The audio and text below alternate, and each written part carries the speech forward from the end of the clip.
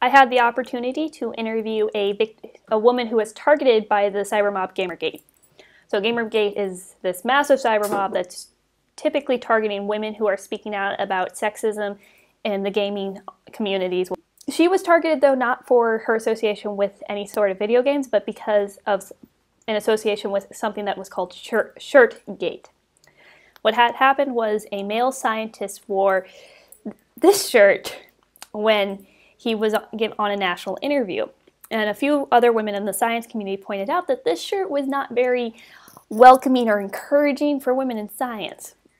The man then later apologized on Twitter, and the apology was accepted, and then Gamergate came in. The cybermob attacked the woman's Twitter feed, just filling it with criticism, abuse, and hateful remarks. It hit her very hard, as you would expect it to be just flooded with horrible words, just constantly seeing this on a Twitter feed. So she took a step back and did not look at Twitter for 2 days or so. When she did decide to go back online, she had a friend come over to her house, and they sat through and looked at all of the Twitter mentions, blocking accounts as necessary, and if there were any tweets that felt threatening or concerning, she sent the live links and a screenshot to the police informing them what was happening. She also then installed auto blockers. So auto blockers are a collection of Twitter accounts. It's a long list of Twitter accounts, and I think there's a number of options online that will automatically block this group of individuals from your Twitter account, so they preemptively don't have access to it. So these auto blockers really saved her Twitter account.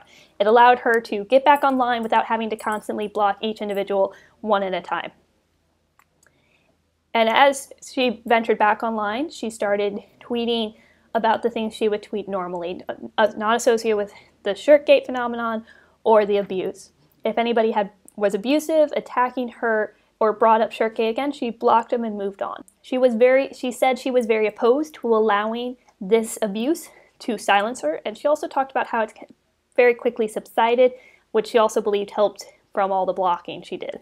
Now she is also more aware of the abuse that can happen online and what Gamergate is doing and whether or not she will become a target. So it helps that she has these automatic blockers installed, but she also keeps in touch with women who are also targeted by Gamergate, and they provide a support network for each other.